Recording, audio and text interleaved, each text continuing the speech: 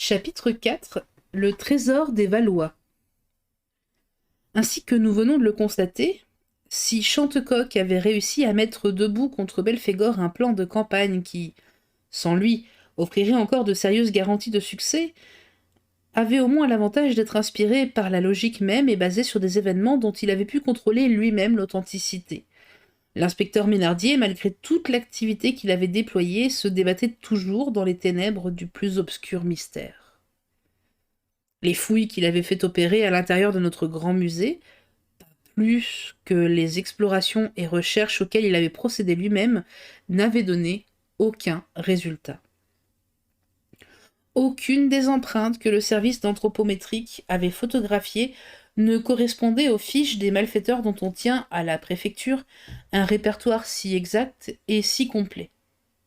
Et pas un limier chargé d'enquêter sur les individus suspects, étrangers ou non, n'avait découvert le moindre indice qui pût permettre de les accuser vraisemblablement d'être le fantôme du Louvre. À la direction de la police, chefs et subalternes montraient des visages plutôt renfrognés. En effet, l'opinion publique commençait à s'énerver. Plusieurs journaux avaient déjà publié quelques entrefilés aigre-doux à l'adresse de ceux qui sont chargés de veiller sur la sécurité de leurs concitoyens, et M. Ferval avait convoqué Ménardier non pas pour le gourmander, mais pour rechercher avec lui le moyen d'en finir. Monsieur le directeur, déclarait nettement l'inspecteur, plus je me creuse la cervelle et plus je me dis que pour être revenu 2 nuits de suite dans la salle des dieux barbares, et pour n'avoir pas hésité à assommer d'un coup de casse-tête l'infortuné Sabara, il faut que le fantôme soit guidé par d'importants et impérieux motifs, que le désir de s'emparer d'un objet de valeur est insuffisant à expliquer. Alors, ponctuait M. Ferval, j'ai d'abord cru que notre mystérieux bandit avait eu l'intention de faire sauter le Louvre. Mais je ne m'y suis guère arrêté, car je ne vois pas très bien à qui un pareil attentat profiterait. En effet, à moins d'être fou. Et notre mystérieux gredin ne l'est pas. J'en répondrai sur ma tête, car pour agir ainsi qu'il l'a fait, pour entrer et sortir du Louvre sans qu'on puisse se douter comment, il ne suffit pas d'avoir toute sa raison. Il faut encore être doué d'un génie que je qualifierais d'infernal. D'accord. Et j'en suis arrivé à me persuader qu'il y a là-dessous une affaire politique. Lorsque j'ai été chargé à plusieurs reprises de filer des orientaux suspects, j'ai pu me rendre compte qu'il existait dans ce pays un grand nombre de sociétés secrètes extrêmement puissantes et qui ont des ramifications un peu partout. Nous savons cela. Voilà pourquoi, déclarait l'inspecteur, j'en suis arrivé à me demander si la statue de Belphégor n'aurait pas jadis servi de cachette à l'une de ces nombreuses sectes qui seraient en ce moment désireuses de récupérer les papiers qu'on y aurait déposés. Mon cher Ménardier, c'est un sujet de roman pour Pierre Benoît que vous me racontez là. C'est évidemment très captivant, nul doute que ce grand romancier populaire n'en tirerait un très amusant écrit. Mais un limier tel que vous doit se méfier de son imagination. Vous auriez tort de vous engager sur une piste qui ne peut que vous procurer une amère déconvenue. De tout ce que vous m'avez dit, je ne retiens qu'une chose, car elle est capitale. C'est que, pour être revenu 2 nuits de suite au Louvre, le fantôme doit avoir un motif aussi grave qu'impérieux. J'ajouterai qu'il n'y a pas de raison pour qu'il ne revienne pas encore dans la salle des dieux barbares. Monsieur le directeur, j'allais vous le dire, et j'ai l'intention d'établir, dès ce soir, une souricière dans cette salle où il s'est déjà passé de si terribles choses. Seulement voilà, maintenant qu'il nous sent à ses trousses, le fantôme osera-t-il reparaître? Oui, si nous lui donnons le change, affirmait le haut fonctionnaire. Peut-être, en effet.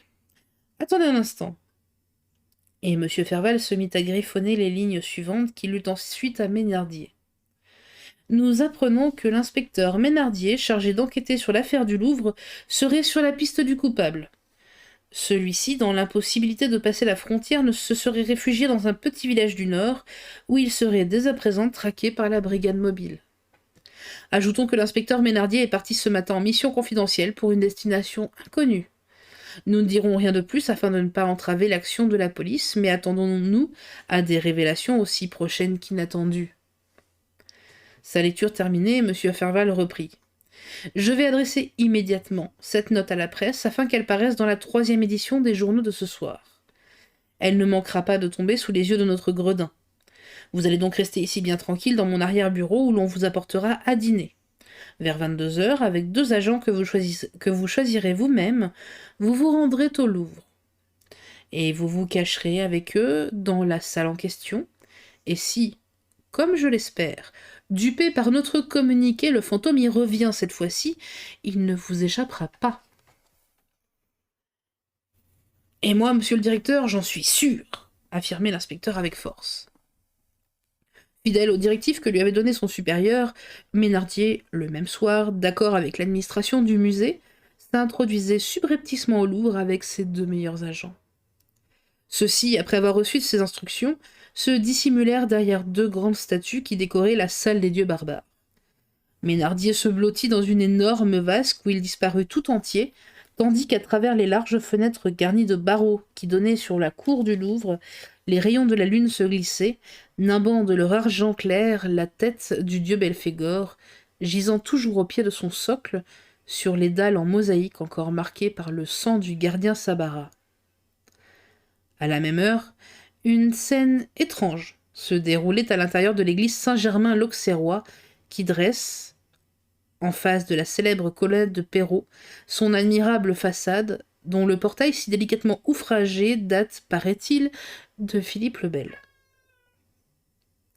Au milieu du sanctuaire, désert et silencieux, brillait devant le maître-autel, muette et perpétuelle prière, la petite lampe aux reflets rouges qui ne doit jamais s'éteindre. Tout à coup, la porte d'un confessionnal qui s'appuyait contre le mur de l'un des bas-côtés s'ouvrait lentement. Une ombre en sortait, puis une autre, c'était le bossu mystérieux et l'homme à la salopette. Celui-ci portait toujours à la main une valise assez volumineuse. Tous 2 se glissèrent à pas de loup derrière le maître-autel. Un instant, ils demeurèrent immobiles, l'oreille aux aguets. Mais aucun bruit ne s'élevait dans la nef, dont les colonnades et les ogives se perdaient dans la nuit. Le bossu prit dans sa poche une lampe électrique dont il fit fonctionner le contact et projeta la lumière vers le sol. Il s'agenouilla et promena sa main sur une dalle, au centre de laquelle on pouvait encore apercevoir le vestige, très vague, d'une fleur de lys qui, plusieurs siècles auparavant, avait été sculptée en plein granit. Peu à peu, la dalle se déplaça, comme si elle basculait sur un axe invisible et démasqua une excavation où s'amorçait un étroit escalier de pierre. Le bossu s'y engouffra le premier, suivi par son compagnon dont il éclairait la marche avec sa lampe. Dès qu'ils eurent disparu, la dalle reprit sa place. Après avoir descendu une 40aine de marches, les 2 hommes atteignirent un couloir dont les voûtes et les parois, en maçonnerie puissante, ne semblaient pas avoir reçu des ans le moindre outrage. Sur le sol, légèrement détrempé par une infiltration qui provenait du voisinage assez rapproché de la Seine, ils s'avancèrent à pas comptés, faisant fuir devant eux d'énormes rats et sautillaient du non moins gros crapaud qui avait élu domicile dans ce souterrain, désormais ignoré des humains. Ils parcoururent ainsi une centaine de mètres et s'arrêtèrent devant une petite porte en chêne massif, garnie de grosses ferrures rouillées en forme de trèfle. Le bossu heurta de 3 coups espacés. La porte s'entrebâilla, livrant passage aux 2 complices qui pénétrèrent dans une sorte de crypte en forme de rotonde. Le reflet rougeâtre d'une lanterne accrochée au mur enveloppait sinistrement une forme humaine assise sur un banc. C'était le fantôme du Louvre. Le corps drapé dans un linceul noir et la tête dissimulée dans son capuchon, il semblait attendre le bossu et l'homme à la salopette qui s'approchèrent de lui en une attitude non de frayeur, mais de respect. L'homme à la salopette déposa la valise à ses pieds. Le bossu, tout en continuant à s'éclairer avec sa lampe électrique, en retira un tube de la dimension et de la forme d'une de ces bouteilles d'air qui servent à regonfler les pneus automobiles. Puis il se mit à donner quelques explications à voix basse, au fantôme, qui l'écoutait attentivement et l'approuvait de quelques brefs hochements de tête. Alors, après avoir replacé le tube dans la valise, le bossu se releva et fit Cette fois, Belphégor, la victoire est à nous !» Le fantôme, se penchant vers la valise, s'empara du tube à air que le bossu y avait déposé et le glissa sous son linceul. Puis, il se dirigea vers la porte qu'il ouvrit toute grande. Précédé par le bossu qui avait rallumé sa lampe électrique et suivi par l'homme à la salopette qui s'engagea dans le souterrain qui se dirigeait vers le Louvre. Belphégor et ses 2 complices, après avoir marché environ pendant 150 mètres, arrivèrent devant un escalier exactement semblable à celui dont l'ouverture secrète donnait derrière le maître-autel de Saint-Germain-l'Auxerrois. Ils le gravirent sans bruit et se trouvèrent bientôt en face d'un mur qui ne représentait aucune fissure. Le fantôme appuyait le doigt sur le centre d'une petite pierre qui, en légère aspérité, ressortait sur la paroi. La muraille s'entr'ouvrit sans le moindre bruit, sans le plus petit grincement, laissant paraître une ouverture dans laquelle s'engouffrèrent successivement Belphégor, l'homme à la salopette et le bossu, qui se retrouvèrent de plain-pied sur le palier où se dressait la victoire de Samothrace, à l'endroit même où Shancock et Bellegarde avaient vu précédemment disparaître le fantôme. Les 3 personnes, sans s'y attarder, descendirent les degrés et atteignirent le palier du bas. Belphégor fit signe au bossu d'éteindre sa lampe et seul, il s'engagea dans une galerie obscure. Presque en rampant avec une souplesse féline, sans hésiter, sans tâtonner, en homme qui connaît admirablement les lieux et qui a soigneusement, méticuleusement repéré d'avance tous les obstacles qu'il pourrait rencontrer sur son chemin, il atteignit l'entrée de la salle des dieux barbares. Et s'arrêtant, il déposa à terre l'instrument qu'il tenait caché sous son suaire. Il s'agenouilla, commença à dévisser une petite manette fixée à l'entrée du tube, d'où s'échappa aussitôt une vapeur légère, presque impalpable, dont il dirigea le jet vers la salle où Ménardier et ses 2 hommes se tenaient aux aguets. Puis, se relevant, il attendit immobile, invisible dans la nuit. Du fond de la vasque où il était tapi, Ménardier, qui avait l'ouïe excessivement fine, entendit sans doute un bruit insolite, car, tout doucement, il se leva et regarda autour de lui. Il lui sembla que l'un des inspecteurs qui se dissimulait derrière une statue chancelait comme s'il était pris d'un subit étourdissement. En proie lui-même à un malaise indéfinissable, Ménardier sortit de la vasque. Au même instant, son agent, comme assommé, s'écroulait sur les dalles. La tête lourde, les jambes de plomb, à demi suffoqué, Ménardier s'approcha de lui. En même temps, l'autre inspecteur sortait de sa cachette, titubant lui aussi comme un homme ivre. Ménardier le considéra avec stupeur. En un geste instinctif, il le saisit par le bras, mais l'homme glissa sur le sol, à côté de son collègue, près duquel il demeura étendu, inanimé.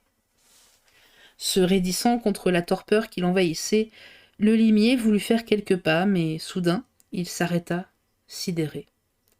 Un spectre, effrayant, venait de surgir de l'ombre et s'avançait lentement vers lui d'un pas automatique, comme un halluciné. Machinalement, Ménardier porta la main vers sa poche à revolver, mais il n'eut pas le temps de saisir son arme. Le fantôme était près de lui, un poignard à la main.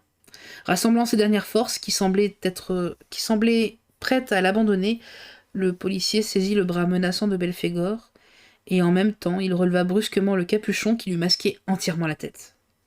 Un cri, un râle plutôt, lui échappa. Le bandit portait un masque contre les gaz asphyxiants. D'un bond en arrière, le fantôme se dégagea. Ménardier voulut s'élancer sur lui, mais battant l'air de ses bras, il s'écroula, évanoui, près des corps des 2 hommes qui, ainsi que lui-même, ne donnaient plus signe de vie. Tour à tour, Belphégor se pencha au-dessus des 3 inspecteurs, et certain qu'ils étaient immobilisés pendant un long moment, il fit entendre un bref sifflement. Le bossu et l'homme à la salopette apparurent. Chacun d'eux portait un masque exactement semblable à celui de Belphégor, et qui les protégeait contre les émanations grâce auxquelles le fantôme du Louvre avait réussi à endormir profondément les 3 policiers. Frôlant d'un pas ouaté les mosaïques de la salle, les 3 personnages s'approchèrent de la statue du dieu des Moabites, qui gisait toujours à la même place. Mais ils ne s'y attardèrent point. Sur un signe du fantôme, les deux acolytes saisirent à bras-le-corps le socle de la statue, et non sans effort mais habilement, silencieusement, ils le poussèrent de côté de façon à découvrir la partie des dalles sur lesquelles il reposait. Pendant cette délicate opération, qui demanda plusieurs minutes, le fantôme demeura immobile, les yeux rivés sur Ménardier et ses agents, qui semblaient d'ailleurs aussi rigides que les images de marbre et de pierre qui les entouraient. Ce fut seulement lorsque le socle eut laissé entièrement apparaître l'emplacement qu'il recouvrait que Belphégor regarda à terre. Éclairé par le rayonnement de la lampe électrique que le bossu avait rallumée, il fixa le rectangle le plus clair, moins patiné, qui s'offrait à son attention. Bientôt il se pencha, son doigt ganté de noir s'enfuit vers une fleur de lys qui occupait le centre d'une mosaïque représentant le blason des Valois, et s'y appuya avec force. Lentement, sans bruit, comme celle de Saint-Germain-l'Auxerrois, la dalle bascula, démasquant un trou noir qui se prolongeait vers le sol. Belphégor s'empara de la lampe du bossu et la promena à l'intérieur de l'excavation, au fond de laquelle gisait un coffre assez volumineux. Puis se relevant, il s'adressa d'un simple signe à ses deux complices, qui s'étendirent tout de leur long de chaque côté de l'orifice et y plongèrent chacun un bras. Leurs mains rencontrèrent et saisirent les poignées métalliques fixées aux deux extrémités du coffre que, non sans peine, car il était fort lourd, ils retirèrent de sa cachette et déposèrent près de la statue renversée. Avec sa lampe électrique, le fantôme l'examina. Sous le couvercle en cuir de Cordoue, que fermaient de solides ferrures rouillées, il aperçut à demi effacées des armes royales au-dessus desquelles on pouvait encore déchiffrer les initiales en or ternies d'Henri III, roi de France. L'une des 4 serrures d'angle était presque entièrement détachée. Belphégor l'arracha tout à fait, l'examina, réfléchit un instant, puis sans prononcer un mot, il désigna simplement l'entrée de la salle au bossu et à l'homme à la salopette. Ce dernier s'empara du coffre et le chargea sur ses épaules, puis qui ployèrent légèrement sous le poids. Alors, après avoir jeté à terre la ferrure, le fantôme, éclairant la marche, se dirigea vers la galerie, suivi par ses 2 aides. En passant, le bossu reprit le tube qui était resté sur le seuil. Tous 3, tels des ombres, gravirent l'escalier de la victoire de Samothrace et atteignirent le palier. Belphégor vit de nouveau manœuvrer le ressort de l'entrée secrète que, plus perspicace que les historiens et les architectes du Louvre, il avait su découvrir.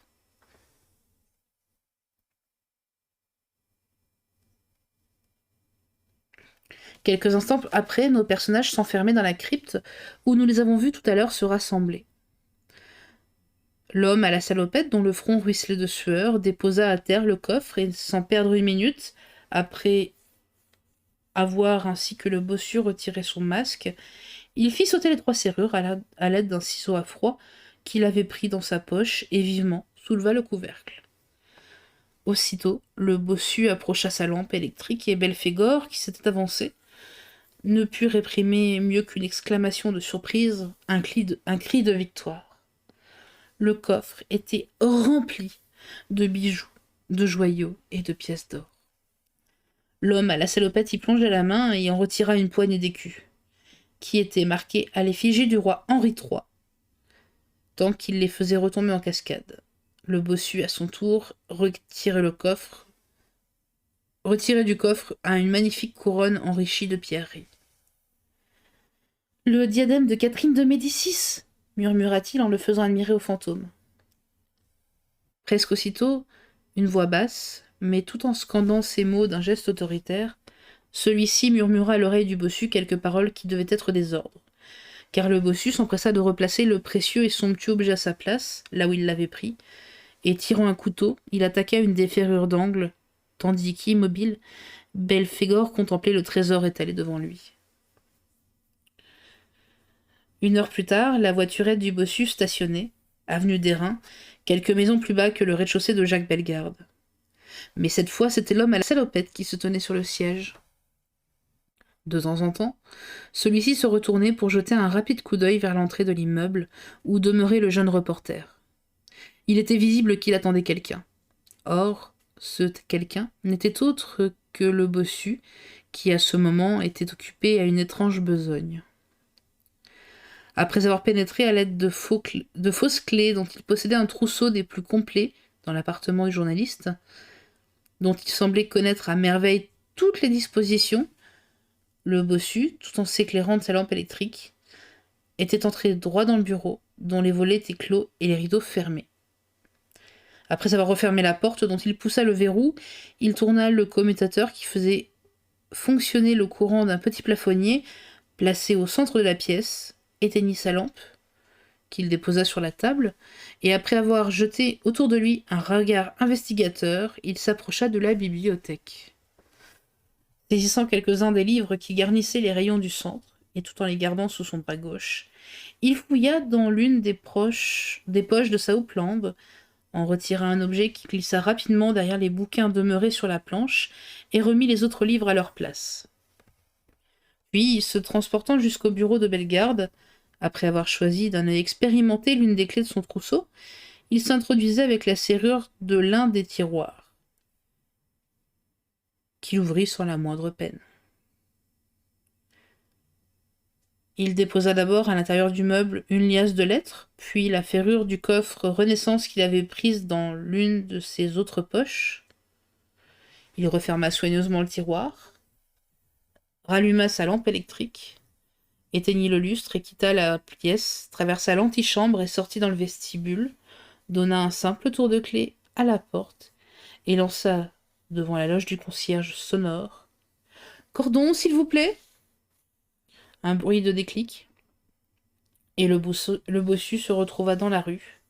À grandes enjambées, il rejoignit l'homme à la salopette, grimpa près de lui et la voiture s'éloigna dans la nuit.